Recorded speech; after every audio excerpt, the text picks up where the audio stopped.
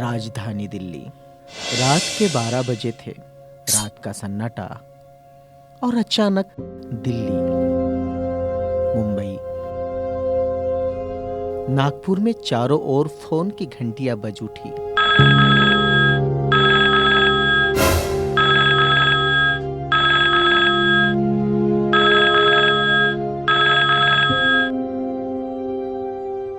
राजभवन मौन था, संसद मौन थी, राष्ट्रपति भवन मौन था। हर कोई कश्मकश में था।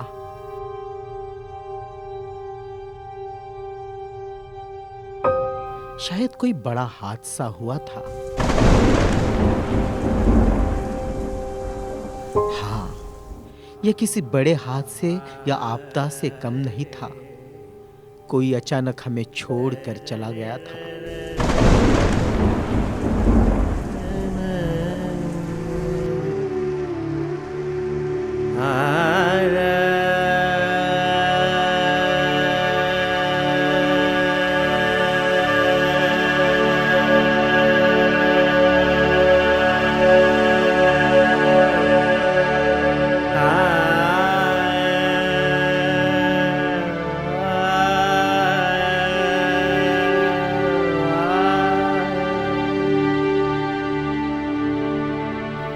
जिसके जाने से करोड़ों लोग दुख भरे आंसुओं से विलाप कर रहे थे। क्या पुरुष, क्या नारी, क्या बुजुर्ग, क्या बच्चे, पूरा देश दुख से मौन था। चारों ओर सन्नाटा ही सन्नाटा।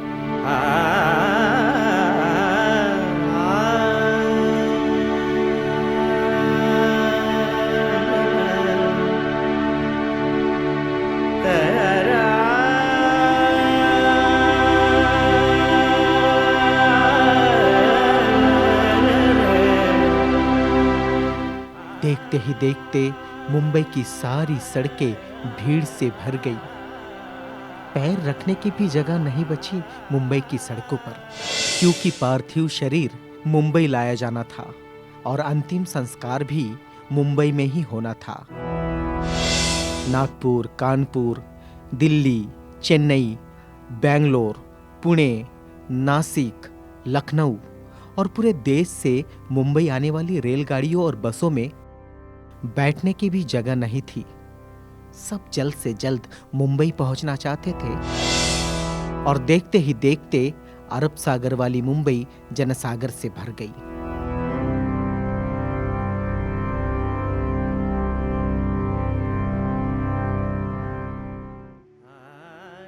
कौन था यह शख्स जिसके अंतिम दर्शन की लालसा में जनसैलाब रोते बिलखते मुंबई की ओर बढ़ रहा था? देश में यह पहला प्रसंग था जब बड़े बुजुर्ग छोटे छोटे बच्चों जैसी छाती पीट पीट कर रो रहे थे। महिलाएं आक्रोश कर रही थी और कह रही थी, मेरे पिता चले गए, अब कौन है यहाँ हमारा? चंदन की चिता पर जब उसे रखा गया तो लाखों दिल रुदन से जल रहे थे। अरब सागर अपने लहरों के साथ किनारों पर थपकता और लौट जाता, फिर थपकता, फिर लौट जाता। शायद अंतिम दर्शन के लिए वह भी जोर लगा रहा था। चिता जली और करोड़ों लोगों की आंखें बरसने लगी।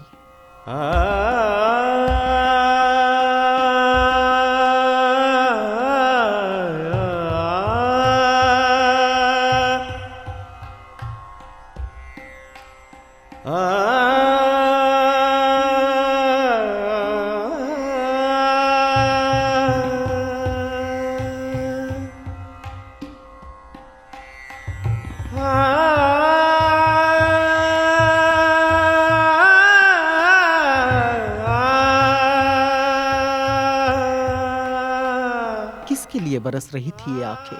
कौन था इन सब का पिता? किसकी जलती चिता को देखकर जल रहे थे करोड़ों दिलों में अग्निकुंड? कौन था यह जो छोड़ गया था इनके दिलों में आंधियां?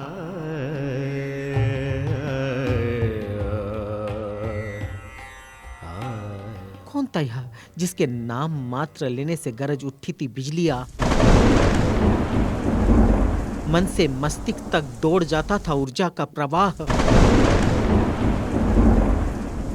कौन था यह शख्स जिससे छीन लिए थे खाली कासे इनके हाथों से और थमा दी थी कलम लिखने के लिए एक नया इतिहास। इनकी आंखों में बसा दिए थे नए सपने, ओठों पे सजा दिए नए तराने, धमनियों से प्रवाहित किया स्वाभिमान अभिमान को, दास्यता की जंजीरें तोड़ने के लिए दिया प्रज्ञा का शस्त्र। चिता जल रही थी अरब सागर के किनारे और देश के हर गांव के किनारे में जल रहा था एक स्मशान, हर शख्स की आंखों में और दिल में।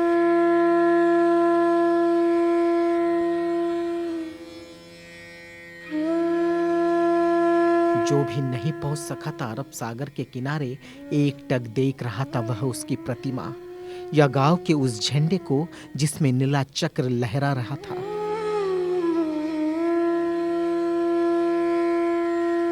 या बैठा था भूख प्यास भूलकर अपने समूह के साथ उस जगह जिसे वह बुद्ध विहार कहता था।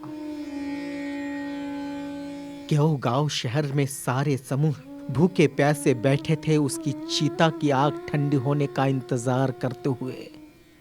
कौन सी आग थी जो वह लगाकर चला गया था?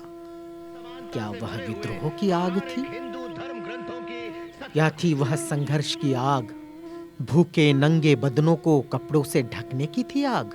असमानता की धज्जियां उड़ाकर समानता प्रस्थापित करने की आग? चौदार तालाब पर जलाई हुई आग अब बुझने का नाम नहीं ले रही थी। धू धू जलती मनुस्मृति धुव्य के साथ खत्म हुई थी। क्या वह यह आग थी जो जलाकर चला गया था? वह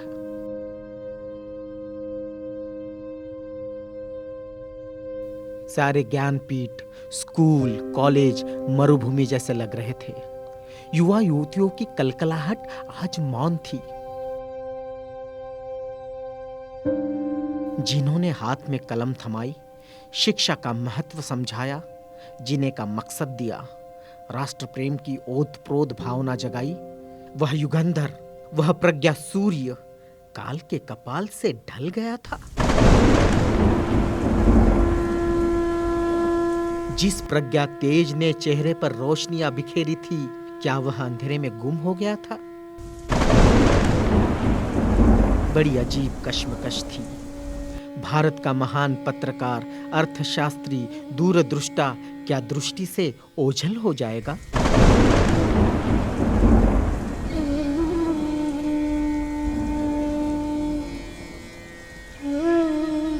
सारी मिलों पर ऐसा लग रहा था जैसे हड़ताल चल रही हो। सुबह शाम आवाज देकर जगाने वाली धुआं भरी चिमनियां भी आज चुपचाप थी। खेतों में हल नहीं चला पाया था किसान। क्यों? सारे ऑफिस, सारे कोर्ट, सारी कचहरियां, सारे दफ्तर सुने हो गए थे, जैसे सुना हो जाता है बेटी के विदा होने के बाद बाप का आंगन। सारे खेतीहार, मजदूर, किसान असमंजस में थे। क्या हुआ? उनके सिर का छत्र छीन गया। वो जो चंदन की चिता पर जल रहा है, उसने ही तो जलाई थी जबरान जोत।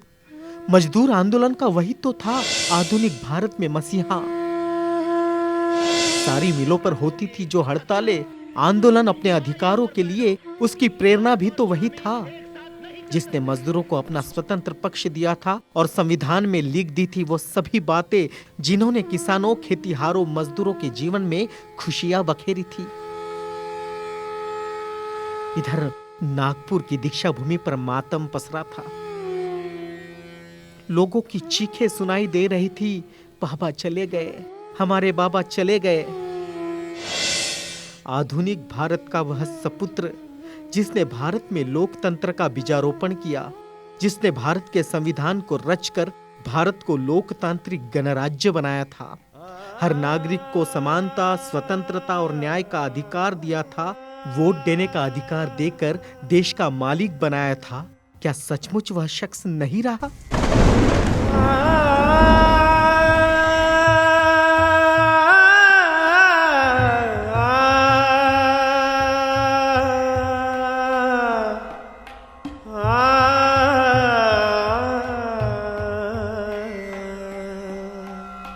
कोई भी विश्वास करने को तैयार नहीं था। लोग कह रहे थे, अभी तो यहाँ बाबा की सफेद गाड़ी रुकी थी। बाबा गाड़ी से उतरे थे सफेद पोशाक में। देखो, अभी तो बाबा ने पंचशील दिए थे। 22 प्रतिज्ञाओं की गूंज अभी आसमान में गूंज ही रही थी। वो गूंज शांत होने से पहले बाबा शांत नहीं हो सकते। भारत के इतिहास ने नई करवट ली थी।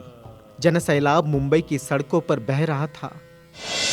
भारतीय संस्कृति में तुच्छ कहलाने वाली नारी, जिसे हिंदू कोड बिल का सहारा बाबा ने देना चाहा और फिर संविधान में उसके हक आरक्षित किए, ऐसी मां बहनें लाखों की तादाद में स्मशान भूमि पर थी।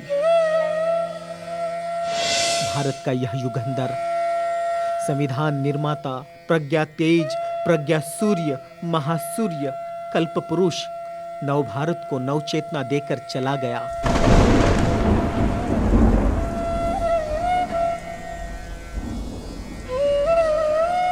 एक ऊर्जा स्रोत देकर, समानता, स्वतंत्रता, न्याय, बंधुता का पाठ पढ़ाकर, उस प्रज्ञा सूर्य की प्रज्ञा किरणों से रोशन होगा हमारा देश, हमारा समाज और हम, और पूरे विश्वास के साथ हम आगे बढ़ेंगे, हाथों में हाथ लिए, मानवता के रास्ते पर, जहां कभी सूर्यास्त नहीं होगा, जहां कभी सूर्यास्त नहीं होगा, जहां कभी सूर्यास्त नहीं होगा।